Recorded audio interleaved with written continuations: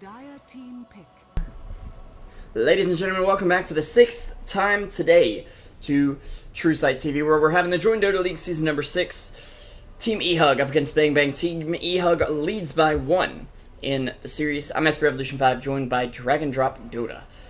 And DragonDrop, that first game it got ugly toward the end. Yeah, it did. I think you could, that's what everyone expected here with eHug just being more of an established team in the scene, and Bang Bang not really having, I don't know. I've never heard of them before, and they did show some skills. It's not like eHug overpowered them from minute 1, and not by a long shot. They had some good ideas, but eventually it was just not quite good enough, especially with the Ember, maybe a bit of an experimental draft. We'll definitely expect to see something else, something different, something a little bit easier as well to execute, maybe. 10 seconds remaining. Yeah, definitely. It was an interesting draft, but it didn't work out so well. eHug will pick up the Visage that they banned out last game. And I said I'd talk about this later. I'm still not sure 100% why. Radiant team pick. I don't know. I mean, he is much stronger now. The familiars are incredibly strong, seeing as they now take number of attacks to destroy, like Undying Zombies, Undying Tombstone, Tusk Sigil, etc. kind of things. However, it's still Visage, and they know exactly what they're going to do against it. Lycan is picked up. They know how to push multiple units. As me and you saw, Visage has quite an issue with. To put those of you on the stream in on the reference, me and DragonDrop played a game. He was Gyro, I was Visage, and I was trying to get them to push while I had defended against the Nature's Prophet.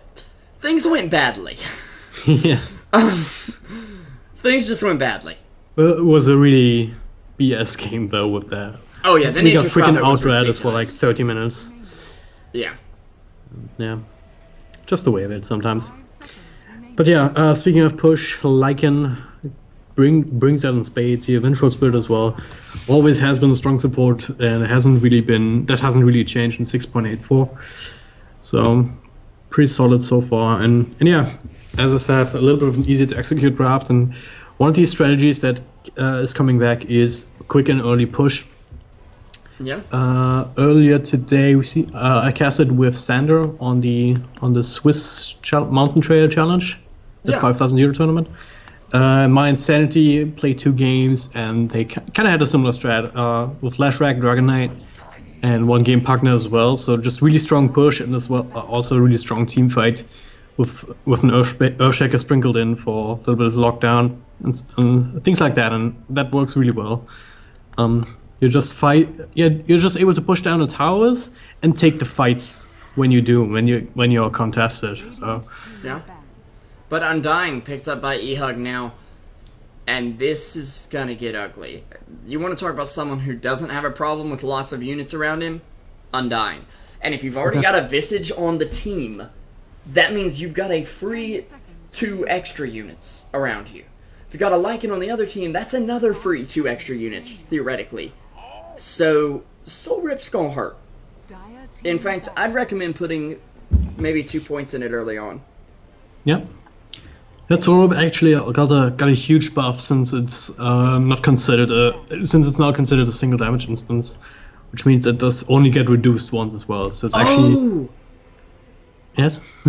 Did you not notice that? I didn't realize that was how it worked. Previously, for every unit you it would be did a 1 different instance one. of damage. So as a nuke, it was super underwhelming. As a heal, it would still do everything, right? Yeah, but now a heal it's you always can been use good. it as a nuke as well. And you can't to misclick great onto your effect. zombies.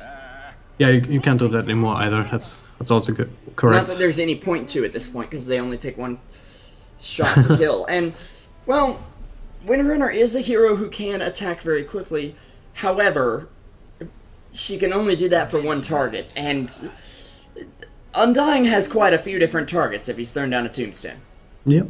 And Maelstrom, I don't believe you not can gonna focus fire the Tombstone either. So happen. I believe you can, can you? but it would be very inefficient. Yeah. Because you can depends. focus fire structures. Yeah. Oh yeah. Right. Yeah. So, Would make Yeah. sense to be able to focus further Tombstone. Yeah, you're But right. it still wouldn't make as much sense to do it unless it was literally going to kill someone off right then and there. Yeah. I'd still save it for focusing down like the Undying himself even. 5 seconds remaining. Yeah, we'll see how it works out. But It's looking like the aid strat from eHug though. Reserve time. They So want to the give you an Vampire eHug and it's gonna hurt. yeah, eHug pick up a hero that I have not seen played in a long time, which is the Venomancer, and I always like playing this hero. He can do it brings you quite a bit here, just in terms of vision as well as just straight up damage from the poison. It can be underestimated sometimes, but if the fight goes long, then you will notice that your health just disappears straight off the bat, especially if you also land a max level Gale on top of that. Yeah. Yeah, and that plus the Undying Tombstone, that's a lot of AoE team fights and stuff that Bang Bang has to deal with there if they engage into that kind of a fight. The problem that I see is they don't really have a way just yet to actually deal with the Lycan if he's in ultimate form. They've no Disruptor, they have no Bat Rider or Bane or anything to really lock him down. Oh, Beastmaster, they bend it out themselves, so I don't know. That can be an issue for them. Because, I mean, with a Lycan on the team, you don't necessarily have to take these kind of big-ass team fights. You can just maybe go for a pick-off here, try to draw their attention and run away with Windrun. And then have the Lycan somewhere else on the map entirely and take in objectives. Yeah, it'll be interesting to see. They have a lot of push power, though, as you were talking about earlier in the draft, this fast push lineup. I mean, it's even got enough respect to ban out the Beastmaster and the Dragon Knight, although Beastmaster and Dragon Knight have also been seen in other similar roles. Beastmaster, of course, with his BKB piercing stun is a very big deal right now. Dragon Knight with the damage reduction, being able to just dominate a lane is a very big deal as well, so... Yep. Reserve time. So Bang Bang not going to go all out on the push, it seems. I mean, they're gonna have that's the trouble Windrunner. pushing. Yeah. Against Tinker now. Tinker and Venom Wards plus Tombstone, it's actually really hard to push into if eHug has time to set up. So... That's actually utterly ridiculous. Like, they could really... Remaining. Okay, you'd have to run it as a tri-lane and put 5 Visage seconds remaining. in a solo position, which would be weird, and I don't think they'll do it, but they could pick up like a Huskar, maybe, or a Viper, just to do extra damage over time and absolutely dominate a lane with Veno Undying damage over time person. Dire team I've played it in pubs, it's ridiculous. Probably wouldn't work as well here, but just throwing it out there as a possibility. Yep. Yeah, I don't see that happening. But maybe, who knows, who knows. Visage solo isn't actually all that bad if you get a decent matchup. Yeah, if you get a decent matchup, it's fine, but if you don't, things are going to fall apart very quickly. Because, I mean, you're Visage, you're slow, you're squishy. That's how it works. Clockwork going to be banned out for them as well. Would be a decent hero up against Tinker. Yeah. Actually, a very good hero up against Tinker. I mean, Yeah. if you just manage to lock him down, if you get an axe on a Clockwork, then you can just throw hooks every single time that you see him in the lane. And you're not always going to connect with the hooks if you're just fishing in a tree line, but if you do, you're gonna get a lot of Yeah. value out of that. And Tinker can't really do anything up against you if you You can't already also rearm have a and- blade mail and stuff like that. Yeah, you can't rearm, you can't teleport out again. With the battery assault, so... Yeah. Yeah. I'm interested to see what Bang Bang pick up here. Their lineup is so flexible in that they could even send Windrunner off lane, Lycan mid, aggressive lane with Lycan if they really need to. They can pick up whatever. Yeah. And eHug, oh dear. You know what eHug still have? Fuzzy Carry? Wuzzy. Fuzzy Wuzzy, okay. He's still in the pool. Corey played it well, I wouldn't say outstandingly. It was a very close game last night. 10 seconds But- remaining. He did indeed play it. So, 5 seconds. it's going to be a Bat Rider for Bang Bang. That'll be their off laner. They're going to put Windrunner in safe lane or mid. The other one going to be Lycan. I like this. Yeah, that's another option up against the Tinker, but against Undying can work really well as well. Up against Venomancer can be tricky if you don't bring him down before he can get the Gale off, then you're kind of just doing him a favor if you drag him into your team. Yeah, and if you don't get the That's, initiation off, they can stop your blink very quickly. Yep. With all the damage over time from Undying Veno, Tinker and his extreme range, Visage's extreme range on Soul Assumption, because it is quite a bit of range. Yep. Not to mention, they could possibly see you with the Visage Birds coming from wherever. Yep. It's also partly a deny pick, simply because you have the Lycan on the same team, and BlackDrider is one of these heroes that can lock the Lycan down, Yep. at least for a little while. Despite BKB, despite everything. So Earthshaker would still be in the pool that can maybe do the same thing. For Blink Dagger has enough chain stun to do that. Of course, obviously you're not going to get that through BKB. But Yeah, and now Ursa I don't know is that much would less be the of a pick good for pick. eHug. Yeah. Ursa's a pretty weak pick, in my opinion, at this point, because Batrider's just going to lock him down and it'll be history. I don't care how many debuffs you remove. If they're old Ursa, you ain't removing Lasso. You ain't Slark. If Ursa was Slark, oh dear God, help us all. But Axe actually will be picked up by eHug. Okay, I was originally thinking, why would they pick an Axe up, guys? Well, they have a Lycan on the enemy team. Of course you pick an Axe up. Yeah, so once again, they're not going for any sort of really hard carry. Instead, they're just going to go, well, a really good mix. I mean, Undying teamfight, Venomonster teamfight, they can all do a decent amount of damage. Visage as well with the birds. If Pandego gets a medallion or Solar Crest even. These birds can do quite a bit, and then Axe in the one position most likely. The other thing is, Windrunner does not want to focus fire Axe. She might think she does for a second, but you really don't. Because if your teammates are near him, you just killed them all. Congratulations. And Winter Wyvern was not even needed to do that, so. Prepare for battle. Should be an interesting game. I'm actually going to go ahead and say I actually like Bang Bang's lineup a bit better. They've got better lockdown. They have better push. But eHug looks so good in game number 1, and if we see a Glimmer Cape come up again on Gamer, I don't know how they stop it until Lycan has like a Necro 3. And the problem is getting that Necro 3 takes a while. Even if you are Lycan. I don't care how fast you farm, or how farm you fast. Yeah. I think this is a test for BB's map awareness, because if they know where Venomonster and Undying are, they can take the team fights. Then they can position themselves in a way where they're with a one unit when they're face forward, when they're not just running straight into a Tombstone or into a Gale, and then they should be fine. I mean, then pick up one target at a time, communicate well, and then stun up, and then stun up with the Vengeful Spirit, a couple of nukes from Scar of Mage. Should be taking care of the Venomonster as well as the Undying if you haven't fed them too many strength stacks. So they have a good chance to survive the early game, so to speak. Maybe even enough space to put on pressure on a Tinker, which is also essential, I would say. The battle begins.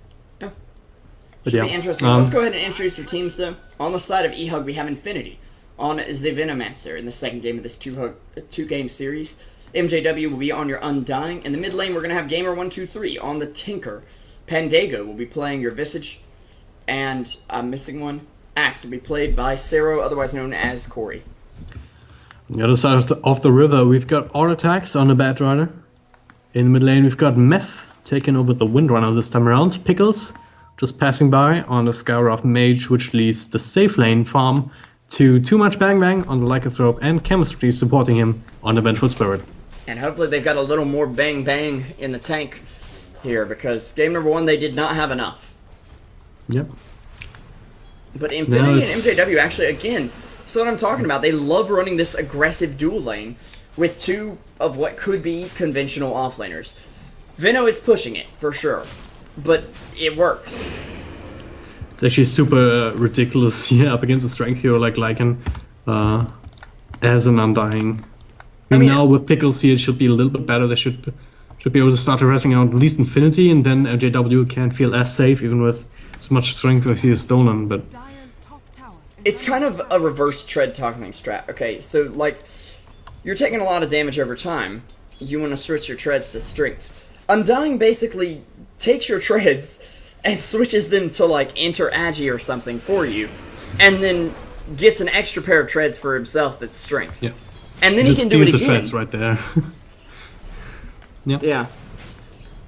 It's taking a couple right clicks, but yeah, if he has a stout shield, he has a decent amount of health on his own, even without anything stolen. The Gale will miss, and Nessa stun following up. Infinity, do they have? No? Okay. Figures not able to go in time to drop out a couple of nukes. Yeah. And keep in mind, eventually this Decay is on a 4-second cooldown. And if they all want to gang up on him, he'll drop a Tombstone. Which I believe we might see, yep, right about now. As they're going to try to track down Infinity. The Howl coming through does give him a little bonus damage.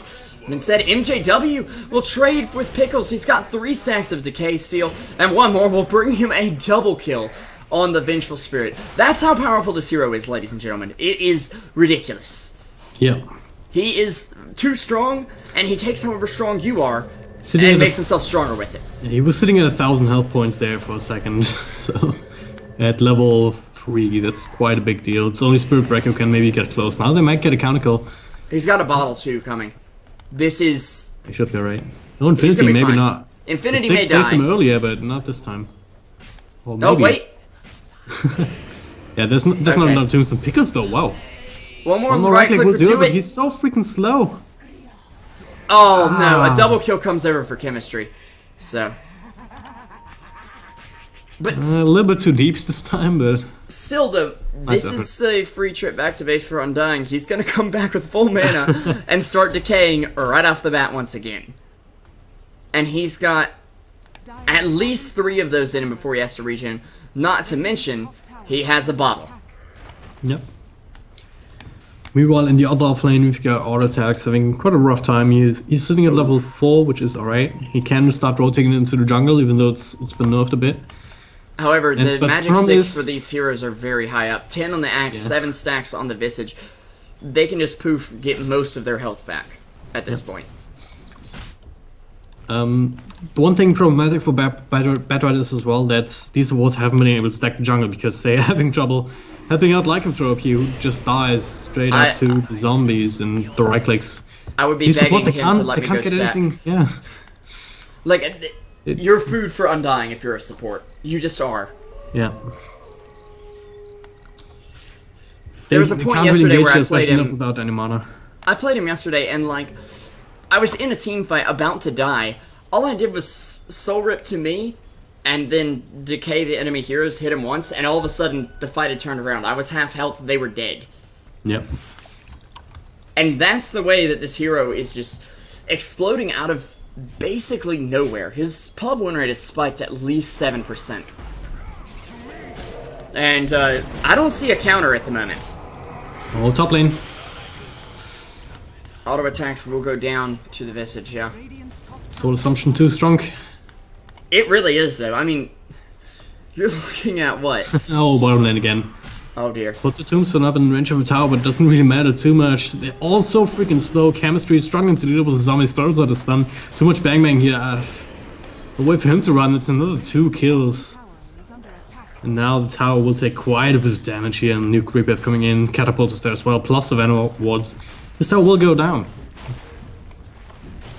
Yeah. Gamer 1 to 3 might be the target here for Pickles, but now he doesn't decide to go in. I mean, He's I was level saying I 2. favored Okay. Bang Bang's strat, assuming they even, like, survived the lanes. Yeah. They're not surviving these lanes, and I'm really wanting to change my prediction now. As Venomancer already takes a tower at 5 minutes. And there's going to be a rotation up from Chemistry. I think this is an anti-feed measure. Just to say, okay, Batrider, I know you're solo up here, that's cool and all, but I'm dead if I go bot, so I'm just not going to feed. How about that? Does that sound better? I throw a Soul Assumption out onto the Batrider. Now he's trying to get out here. Does have a Howl as well. A slow onto Pandago, but the Soul Assumption will secure the kill. Ownage now for eHug. As they get 5 more kills. I don't know what to say to that. Oh, another death on Lycan down in the bottom lane. I mean, Big what do you whoop, do as a big Lycan surprise. against this? Do you go jungle and then just say... You have to, oh, yeah, look. you have to go jungle. Yeah, but if you're not in the lane, they know where you are. Yeah. And more units If to for go jungle, you have Undying to go is wards up, good. and yeah. But what else do you do? Where else do you go? I mean, you can't go to the offlane when the X is too strong there. He's just gonna Yeah, you kill you can't as go well, against Axe. just like they killed the Batrider. I love the fact that they've got this catch-22 of... Okay, well, Axe is probably going to be offlane. If he's offlane, I'll rotate Lycan up. Well, then Undying and Veno are there, and I'm sorry, but how do you expect to win against them? Yeah. Please explain. I'd love to know. Well, maybe smoke rotation is as weird as it sounds. Just maybe bait them out a little bit like and then smoke up around and then try to just burst down the Venom answer, and then maybe you can deal with the Undying, or just burst up the Undying, which would be even better. But problem is, these supports, as good as they are, they need a couple of levels to do that first. Whereas eHug, these two heroes, they're gonna get levels quicker because they're not in the dual lane instead of a tri lane, and yeah, their spells are just much more suited for these kind of skirmishes. I mean, up against 3 heroes. Whereas BB's lineup, BB's support staff is just single target straight up. Yeah. And you can see now, Lycan is sitting at 12 last hits. The Undying, who I'm assuming at this point may be the support. This is the problem with Undying and Venom in this offlane. It's like one of them is a support, but we're not really sure which because they're both getting farmed. I guess it's Undying, and he actually places the Tombstone behind Lycan. This is a dead Lycan. Wolves need no armor. Yeah, right, bro. You need some armor. Radiant's bottom tower is under attack. Yeah, I don't know. Keeps going back there as well, which is the weird part. He's just not learning from his mistakes. I mean, they can do that every single time the Tombstone is off cooldown, which is 60 seconds, but yeah, that's still pretty damn frequently, too frequently for this poor Lycan. As MJW will pop the ult, he will get shackled to a tree. They could bring him down here if they're lucky enough. He doesn't even turn around to decay, he just accepts his fate. But Skywrath gets this kill. Lycan can get boots now. But it's 8.5 minutes in. I mean, meanwhile, at the top lane, Vengeful Spirit taken down by the Visage. I mean, you're winning one lane now. Congratulations. You're now losing another lane. It's like you're plugging a dam, and every time you stick your finger in the damn thing, pun intended, another one pops up, and you're like, oh my god, put this one in. Then you have to take off a boot. Eventually you've got your nose in the thing, and, well, we'll stop there. Like they're winning the lane because of this one pickup. It's just like, they still lost the lane so hard, it's gonna take much more than that. Yeah. I mean, they just leave Infinity down here, all alone, and Lycan can't really fight him. Not with the wards up, not with him not even being level 6 yet. He's got a And Shadow Venom's Amulet, almost level 8. and this could be a Glimmer Cape already. This is how powerful this item is. It is cheaper than a Find Blink out some Dagger. little bit of gold, yeah. So strong as well. Maybe not in this particular game because there's a lot of physical damage to go around theoretically. So they technically should be able to bring him down, but yeah, the invis is always nice. You just the ability to force detection, force even more. Wait, is that it? Did he buy it? Economically, what? I think he bought it. Yeah, he did. Yep. Venom's got a Glimmer. Alrighty, Tinker has boots of travel now that he's taken down Windrunner with a rocket. Middle tower is under attack. I love how these heroes just laugh when they leave someone in a pile of their own blood. Like, you think this is funny? You think this is a game? No, but it is a game. Oh yeah. Oh, Undying actually taking quite a bit of damage from the wolves, but he is charged. Oh, likely the wolves are not fast enough.